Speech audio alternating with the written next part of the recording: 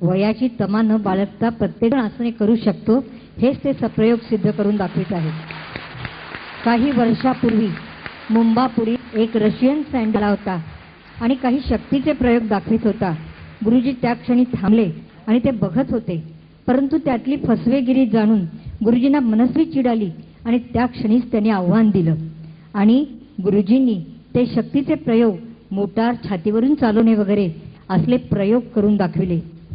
गुरुजींच्या शब्दात सांगायचे तर साधनेमध्ये जो प्रामाणिक असतो त्याला जीवनात काहीही अशक्य नसते.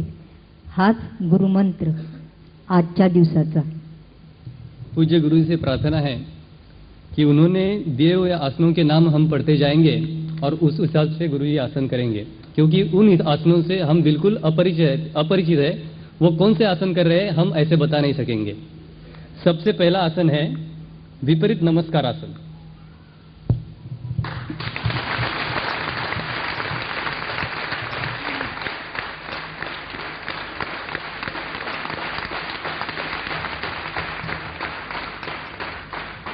द्वितीय आसन जानु नमस्कार आसन.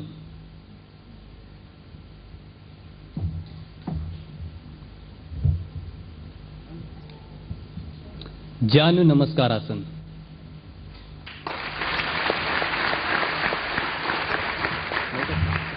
तृतीय आसन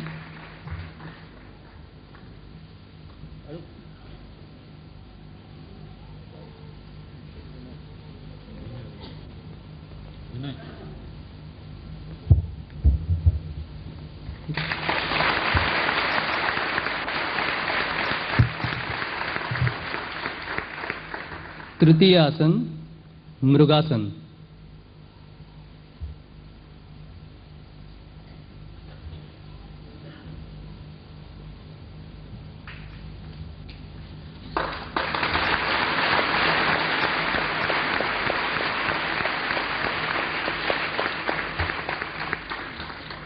चतुर्थ आसन अर्धपद्म एकपाद कंदर लोडासन.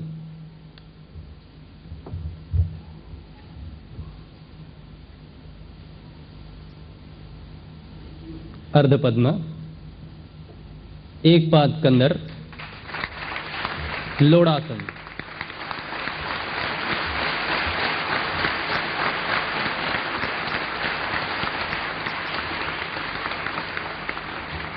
पंचम आसन एक पाद कंदर पश्चिमोत्तानासन.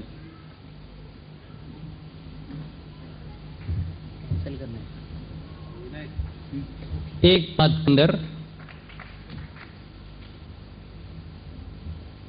पश्चिमोत्तानासन.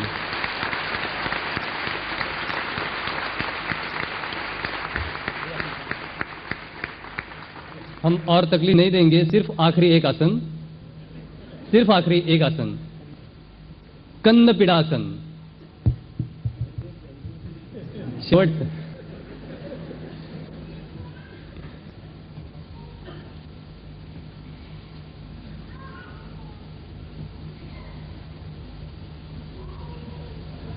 कंद पीड़ासन. दिव्यत्वाची जेथ प्रचिती तेथे कर माझे जुळती. आज 15 अगस्त भारत यानी हमारे राष्ट्र का आज स्वतंत्रता दिन. इस अवसर पर सबसे पहले हम उन सब क्रांतिकारी तथा स्वातंत्र्य संग्राम में बलिदान देने वाले वीरों को अभिवादन करते हैं, जिनके कारण आज हम स्वतंत्र भारत में बड़े सौभाग्य से अपना जीवन जी रहे हैं. स्वातंत्र्य संग्राम में हमारे पूज्य गुरुजी का भी बड़ा योगदान था. आज कुटीर का स्वास्थ्य दिन. इस स्वास्थ्य दिन समारोह में आप सभी का मैं हार्दिक स्वागत करती हूँ. आज के परिस्थिति अनुरूप हम यह कार्यक्रम ऑनलाइन ही कर रहे हैं. तो आइए कुटीर की प्रथा अनुसार कार्यक्रम की शुरुआत हम प्रार्थना से करते हैं. गुरुर्ब्रह्मा गुरुर्विष्णु गुरुर्देवो महेश्वरः गुरुस्साक्षात् परब्रह्म तस्मै श्री गुरवे नमः. सर्वेऽपि सुखिनः सन्तु सर्वे सन्तु निरामयाः सर्वे भद्राणि पश्यन्तु मा कश्चित् दुःखमाप्नुयात्। ॐ सहना भवतु सहनौ भुनक्तु सह वीर्यं करवावहै तेजस्विनावधीतमस्तु मा विद्विषावहै। ॐ शान्ति शान्ति शान्तिः।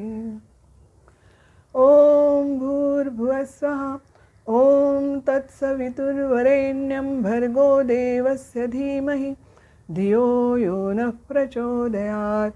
ॐ भूर्भुवस्वः ॐ तत्सवितुर्वरेण्यं भर्गो देवस्य धीमहि धियो यो नः प्रचोदयात्। ॐ भूर्भुवस्वः ॐ तत्सवितुर्वरेण्यं भर्गो देवस्य धीमहि धियो यो नः प्रचोदयात्। ॐ भूर्भुवस्वः ॐ तत्सवितुर्वरेण्यं भर्गो देवस्य धीमहि धियो यो नः प्रचोदयात्। ॐ भूर्भुवस्वः ॐ तत्सवितुर्वरेण्यं भर्गो देवस्य धीमहि धियो यो नः प्रचोदयात्। ॐ भूर्भुवस्वः ॐ तत्सवितुर्वरेण्यं भर्गो देवस्य धीमहि धियो यो नः प्रचोदयात्। ॐ भूर्भुवस्वः ॐ तत्सवितुर्वरेण्यं भर्गो देवस्य धीमहि धियो यो नः प्रचोदयात्। ॐ भूर्भुवस्वः ॐ तत्सवितुर्वरेण्यं भर्गो देवस्य धीमहि धियो यो नः प्रचोदयात्।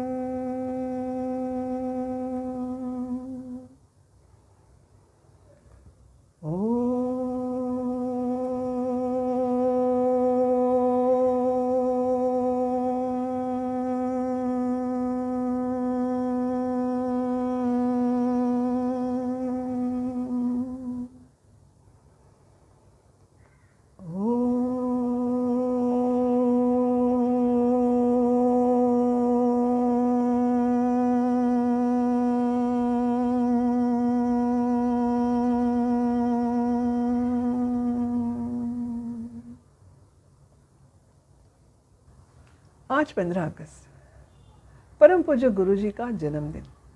104 साल हो गए। भारत का स्वतंत्रता दिन यह जिसका जन्मदिन है, ऐसे व्यक्ति कोई विशेष ही हो सकती है। यह व्यक्ति बाकी सारे लोगों को स्वतंत्रता देने वाली ऐसी ही होगी, मुक्ति के लिए प्रवर्तित करने वाली ही होगी।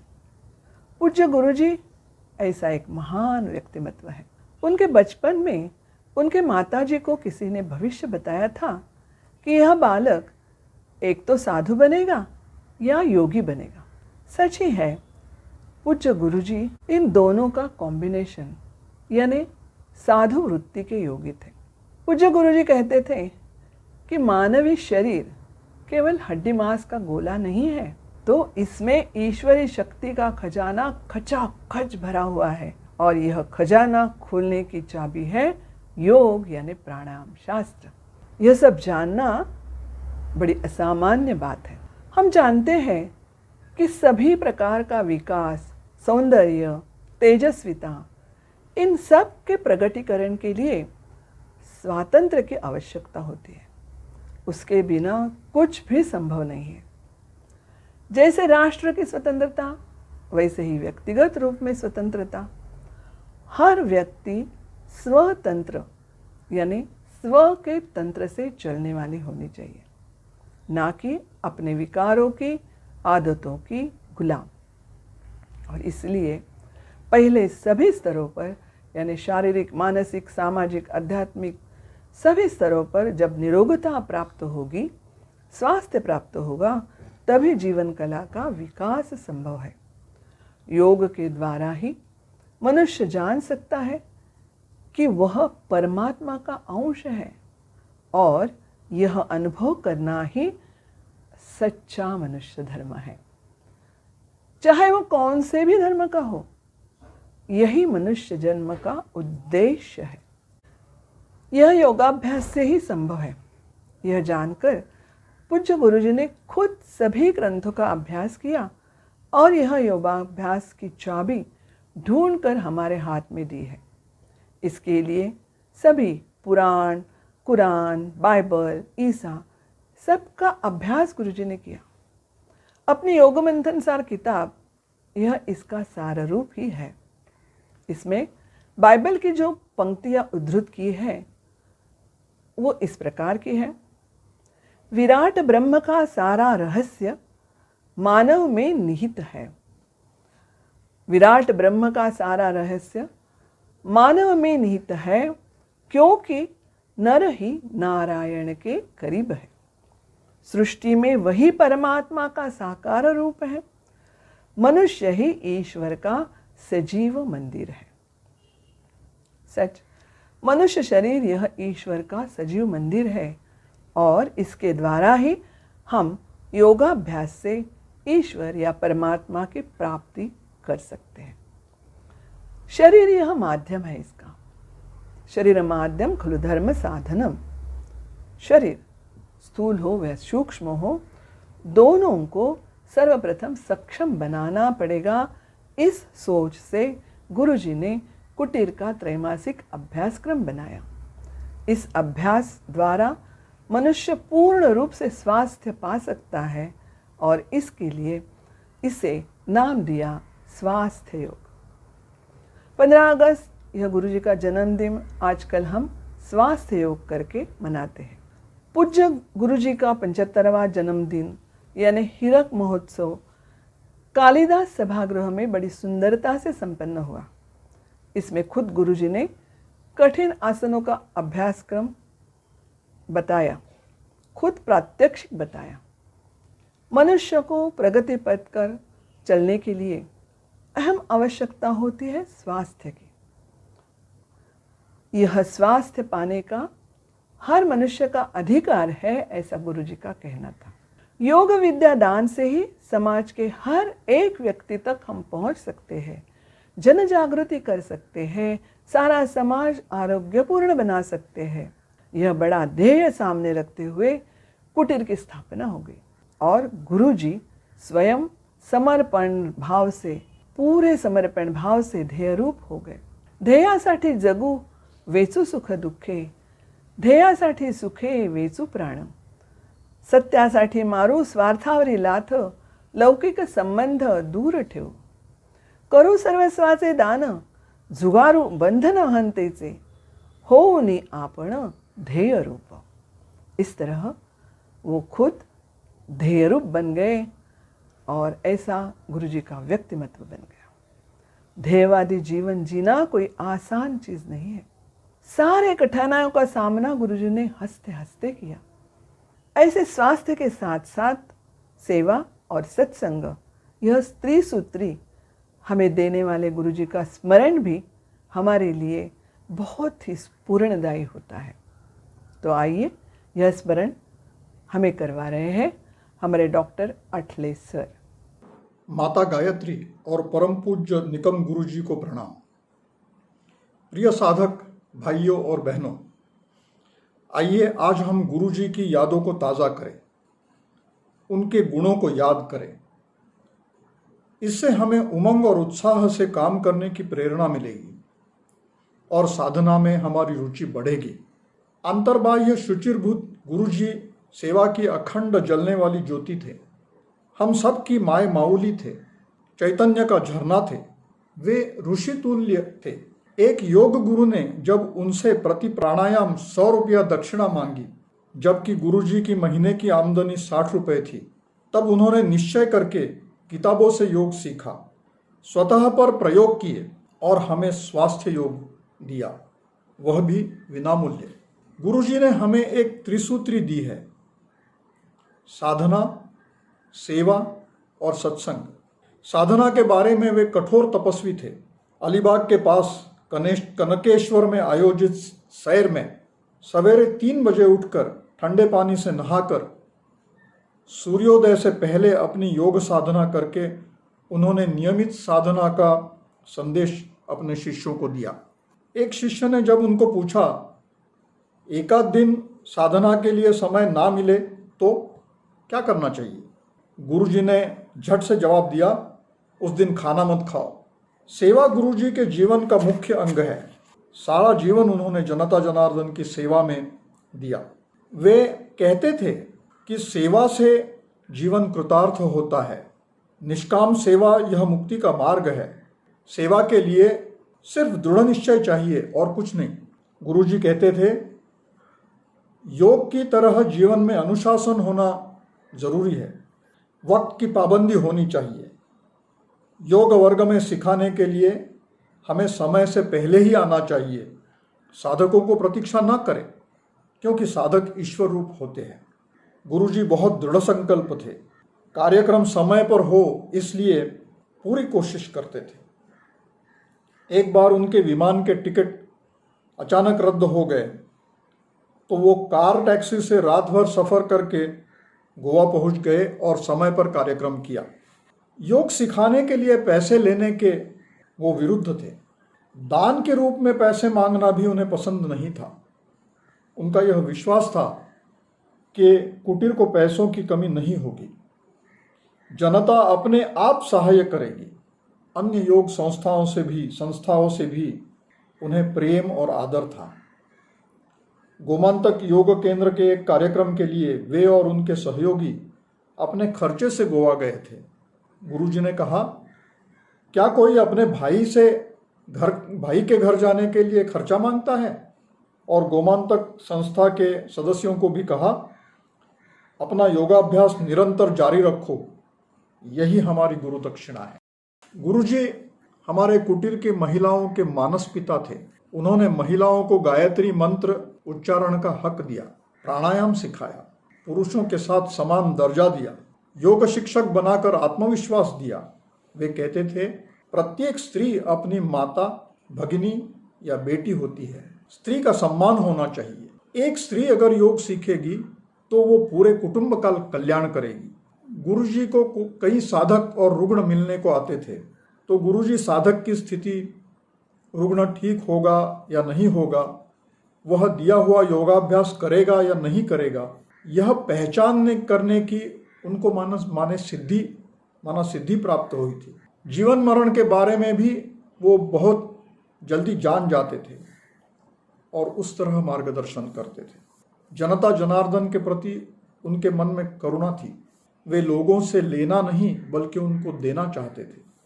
रुग्ण की आर्थिक स्थिति जानकर वे दवा के साथ साथ कुछ रुपए आने जाने के खर्च के लिए, दूध फल लेने के लिए अपने आसन के नीचे से निकाल कर दे देते थे। हमारे गुरुजी बहुत सहनशील थे। हाथ में फ्रैक्चर होने के बावजूद योग मंथन सार किताब का लेखन उन्होंने जारी रखा। एक शिविर में घुटने को बहुत चोट लगने पर भी सारा कार्यक्रम पूरा किया। ऐसी थी उनकी सहनशीलता और तितिक्षा।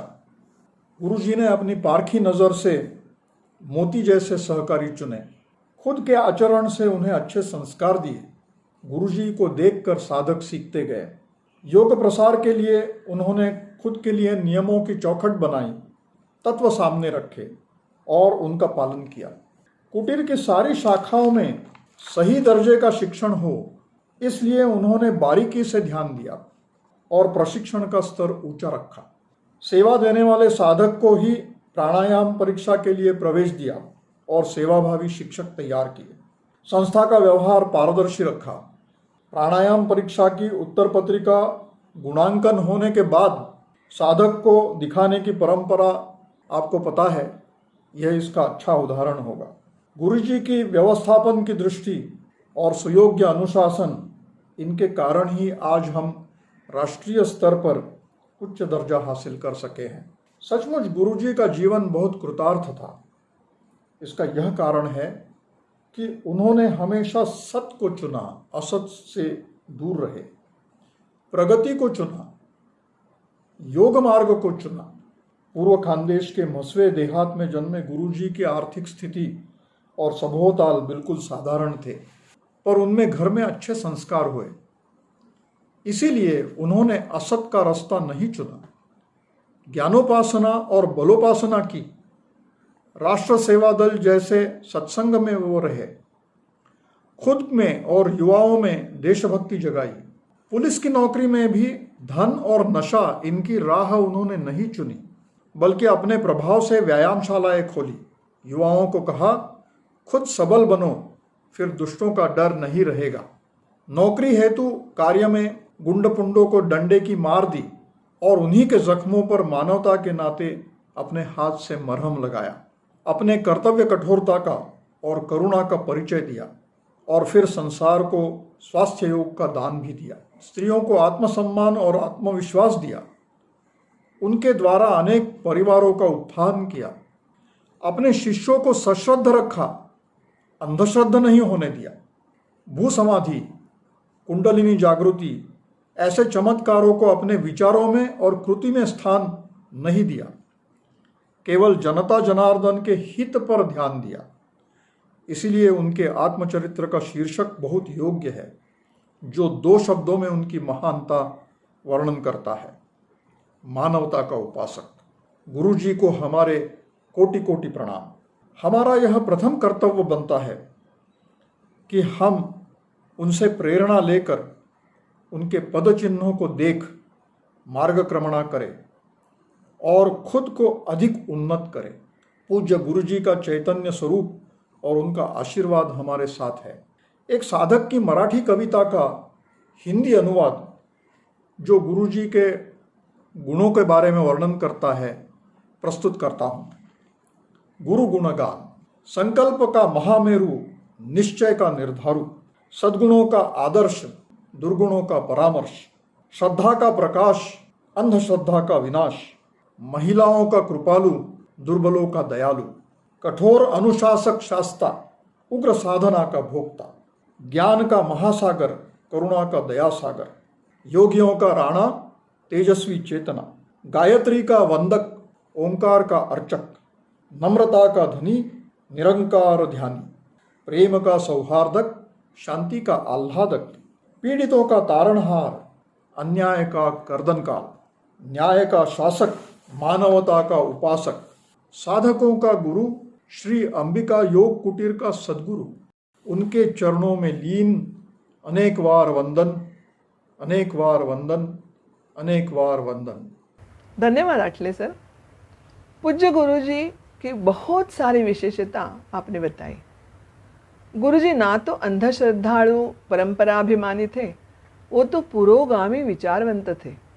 योग साधना के साथ साथ उनकी भावोत्कटता, प्रपंच परमार्थ समन्वयशीलता, प्रयत्नवाद, लोक संग्राहक वृत्ति, विज्ञान निष्ठा, वत्सल भाव, जनसामान्यों के प्रति आंतरिक प्रेरणा, बुद्धिवादी भूमिका, कितनी कितनी बातें हैं ऐसी, हम गिन ही नहीं सकते। लेकिन एक सबसे विशेष बात यह है कि पूज्य गुरुजी ने योग का अभ्यास पूर्ण रूप से सबको दिया। अपने पास कुछ भी बचा के रखेंगे ऐसा न करते हुए, संकुचित वृत्ति न रखते हुए, और इसका परिणाम हम देख रहे हैं कि आज कुटीर के स्थापना के 55 साल बाद भी गुरुजी ने बताई हुई सभी कठिन क्रियाएं, आसन हमारे युवा शिक्षक बहुत सुंदरता से कर सकते हैं। तो आइए इसका प्रात्यक्षिक अभी हम देखेंगे।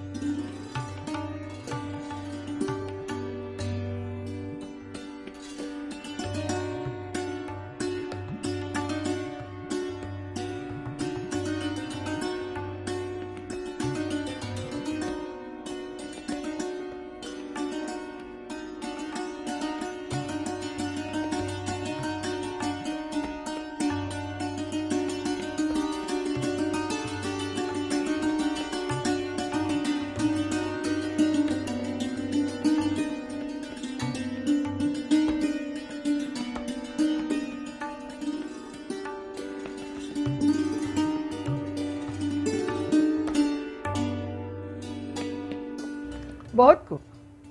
आपने देखा ना ये परंपरा कैसे चल रही है। संपूर्ण स्वास्थ्य पाने के बाद हमारे विकास के लिए गुरुजी ने हमें सेवा दी है। गुरुपदिष्ठ यानी गुरु ने बताए हुए मार्ग पर चलना, यह है सच्ची सेवा। कुटीर में योग विद्यादान का काम सेवा भाव से ही होता है।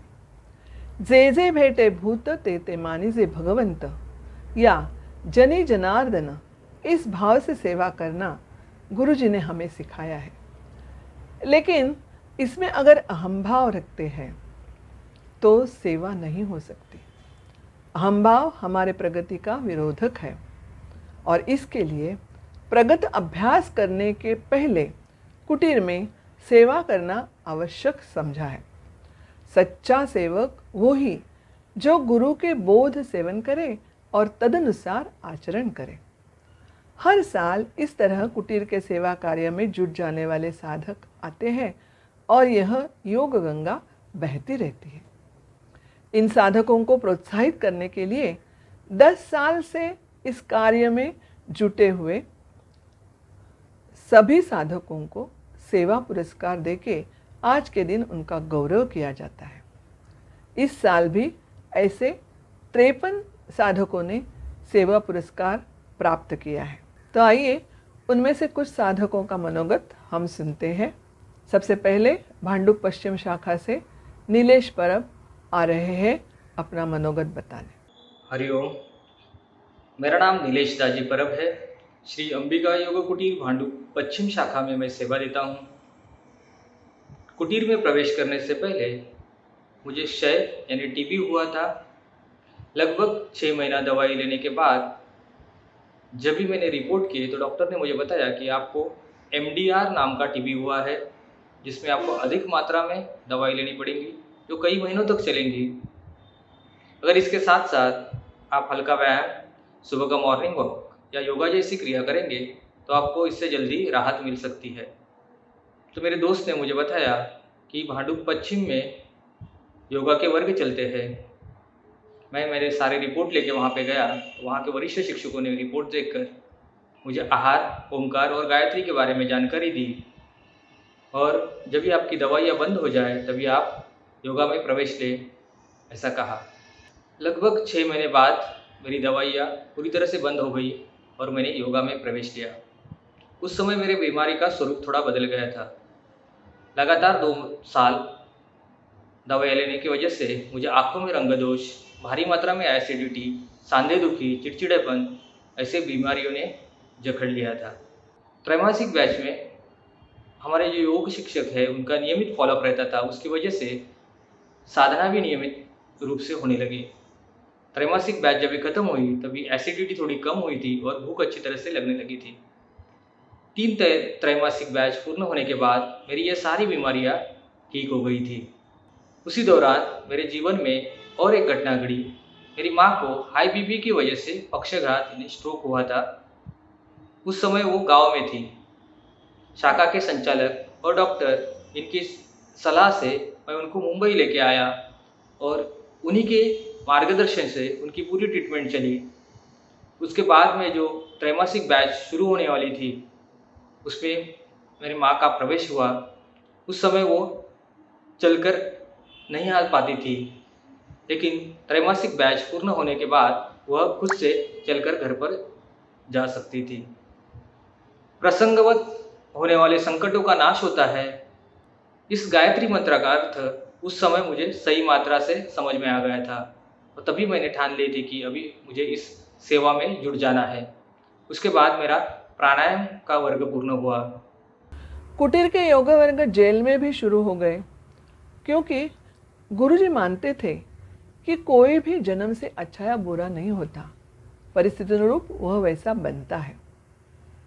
जैसे सूरदास जी कहते हैं कि लोहे के एक टुकड़े से ईश्वर की मंगल मूर्ति बनती है तो दूसरे टुकड़े से कसाई की जानलेवी छुरी बनती है। परंतु जब इन दोनों की पारस से मुलाकात होती है तब दोनों सोना यानी स्वर्ण बन जाते हैं। पारस का यह सहज धर्म जो है वो हमें गुरुजी में दिखाई देता है। उनके पास आए हुए सामान्य व्यक्ति को भी नव चैतन्य की प्राप्ति होती है। तो आइए अभी हम सुनते हैं हमारे ठाणा शाखा से डॉक्टर प्रतिभा येळणे का मनोगत। हा अनुभव आम्हा तिघींचा आहे। मी डॉक्टर प्रतिभा प्रवीण येळणे, सौ अरुणा गायधने व सौ अलका तापळे प्रकृती अस्वास्थ्यामुळे कुटीरात नोव्हेंबर 2008 प्रवेश घेतला व फेब्रुवारी 2009 त्रैमासिकचे प्रमाणपत्र मिळाले। 2 वर्ष सहाय्यक शिक्षिका व त्यानंतर प्राणायामाचा 2 वर्षाचा कालावधी हा आयुष्याला कलाटणी देणारा ठरला। प्राणायामाची 2 वर्ष ही विशेषच अभ्यास अभ्यास आणि अभ्यास। प्रेमळ व शिस्तप्रिय शिक्षक आणि ज्ञानाचा खजिनाच मिळाला। सोबत 2 मैत्रिणी ज्यांच्यासोबत हा प्रवास सुरू झाला व तिघींनी मिळून अभ्यास केला शुद्ध व पवित्र मनाने। स्पर्धा नाही की ईर्ष्या नाही। प्राणायाम पास झाल्यानंतर सुरू झाली साधना व अभ्यास। 2013 पासून कुटीरला नित्यनेमाने जाणून होऊ लागले व परिवर्तनाची शृंखला सुरू झाली। जीवनमान बदलले, विचारसरणी बदलली। आधी रुग्णसेवा होतीच, पण आता मोबदला घेताना मनात यातना होऊ लागल्या। पैसे घेतो ती कसली रुग्णसेवा। हळूहळू कुटीरातील वेळ वाढू लागला व काम करण्यात खूप आनंद वाटू लागला। मनाला उच्च विचारांच्या व्यक्तींचा सहवास घडू लागला व प्रगतीचा प्रवास सुरू झाला। सांसारिक अडचणींमध्ये न गुंतता कुटीरमध्ये जास्त वेळ थांबून काम करू लागले। माहेरी गेले की लेकीचे खूप कौतुक होते। कुटीरात आम्हा सर्वांनाच हा अनुभव येतो। मुख्य बदल, स्टेजवर जाऊन बोलण्याची कधीच हिंमत नव्हती, पण हळूहळू शिकले। आसनांमध्ये रुची निर्माण झाली। साधना, सेवा व सत्संग परमपूज्य गुरुजींनी ठेवलेला हा ठेवा वाट्याला आला व कृतकृत्य झाले। हरिओम। योगाभ्यास का महत्व बताते हुए गुरुजी कहते थे, आज बाह्य प्रदूषण से आंतरिक प्रदूषण बढ़ गया है। शारीरिक बल और मानसिक धैर्य मानो खत्म ही हो रहा है। व्याधि निवारण बहुत दुर्गम हो रहा है। इसलिए सर्वोत्तम उपाय है योगाभ्यास।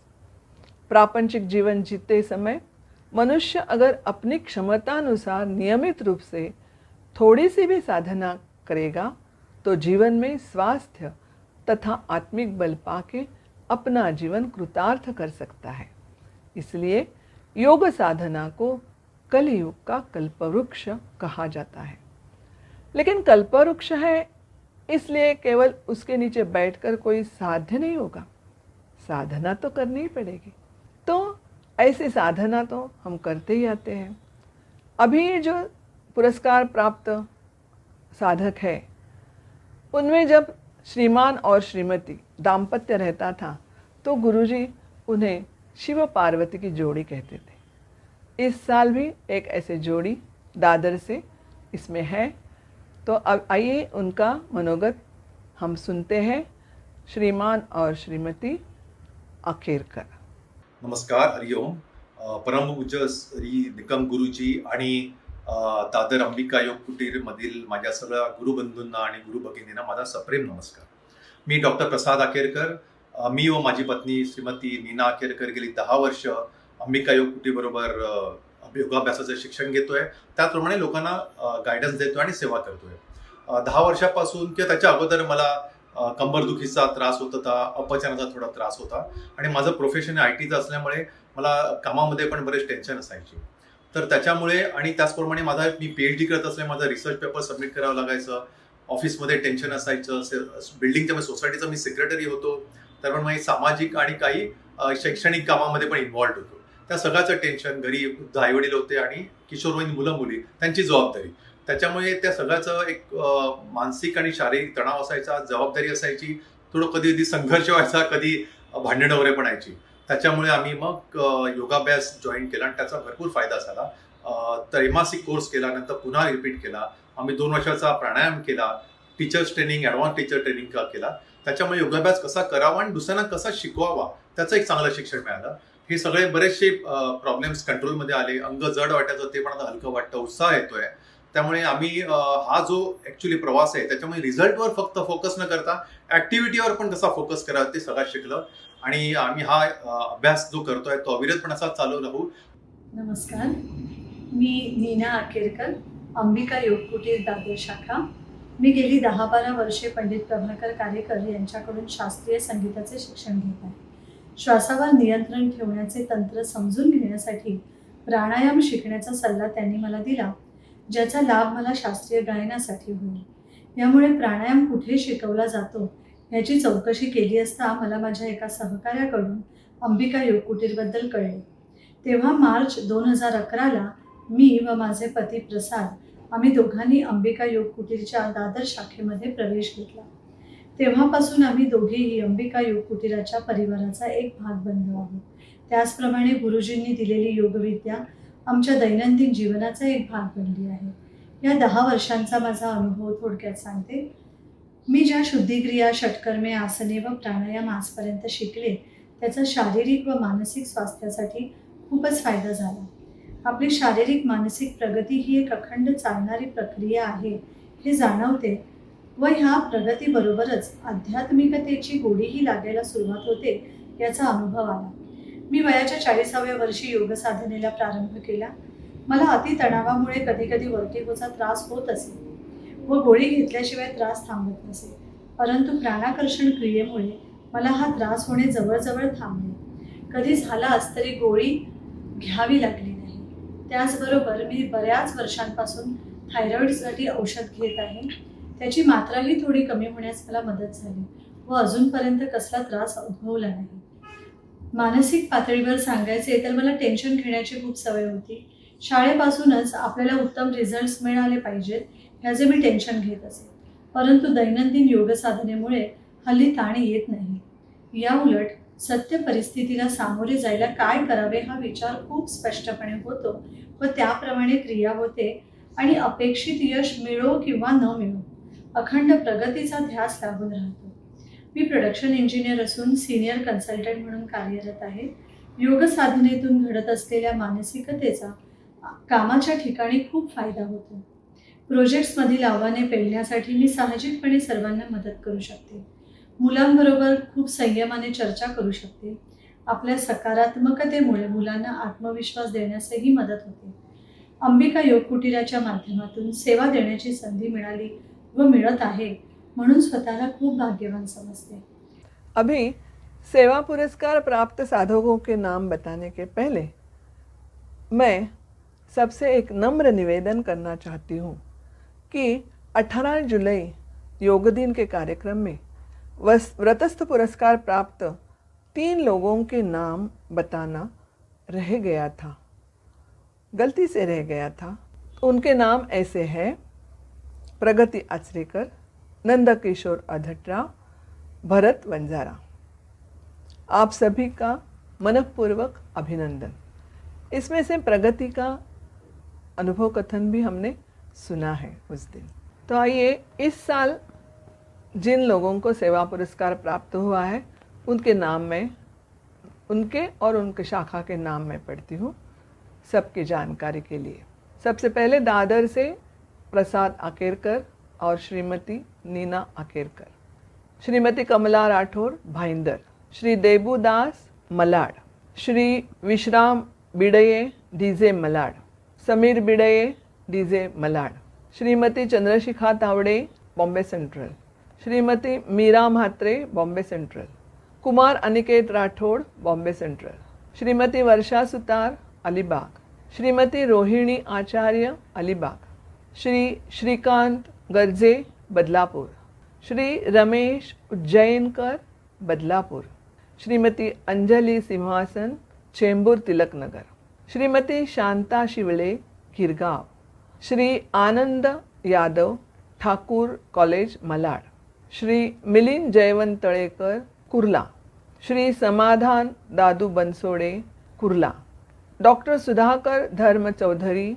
निंबोरा, श्री विष्णु दोडके, निंबोरा, श्री भावेश पटेल, परेल, श्री संजय अधिकारी, परेल, श्री श्रीराम नाईक, परेल, श्री अभिषेक म्हात्रे, सँडर्स रोड, श्री परशुराम सातव, वडाला, श्री दिलीप वाडेकर, वडाला, श्रीमती भारती अमीन, बोरिवली एक्सर, श्री हरेश जोशी, बोरिवली एक्सर, श्रीमती अलका कोरडिया, बोरिवली एक्सर, श्री रवींद्र वीर मारवाह, बोरिवली गोराई, श्री राजेश दळवी, बोरिवली गोराई, श्री कुमुद मोंडल, डोंबिवली, श्री चंद्रकांत शिगवण, डोंबिवली, श्री प्रल्हाद शेंडे, ऐरोली 1, श्री हरीश कुमार शिंदे, ऐरोली 1, श्री आशीष करंगुटकर, भांडुप वेस्ट, श्री अभिनंदन खैरनार, भांडुप वेस्ट, श्रीमती नमिता संत्रा,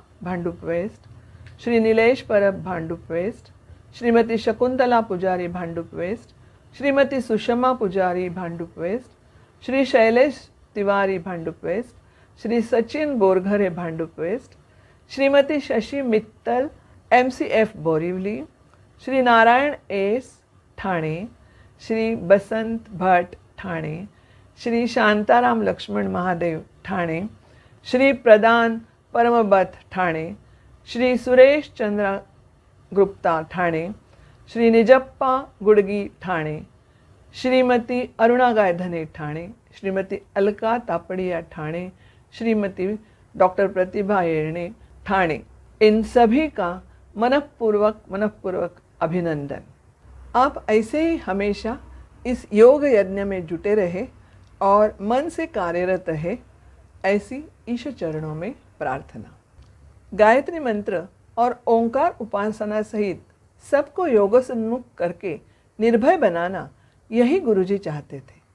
सद्भावना, सद्विचार, सत्कर्म, सत्सेवा, इन सब की रुचि हम में पैदा करने की वजह से हम हमेशा उनके ऋण में ही रहना चाहते हैं। अंत में हमें सावध रहने के लिए जो संदेश गुरुजी ने दिया है वो अभी हम सुनते हैं। हे मानव सावधान हो, हे मानव सावधान हो, भोले भाले मानव तुझे जिसकी लगी है आस, इधर उधर क्यों ढूंढ रहा है, वह है तेरे पास।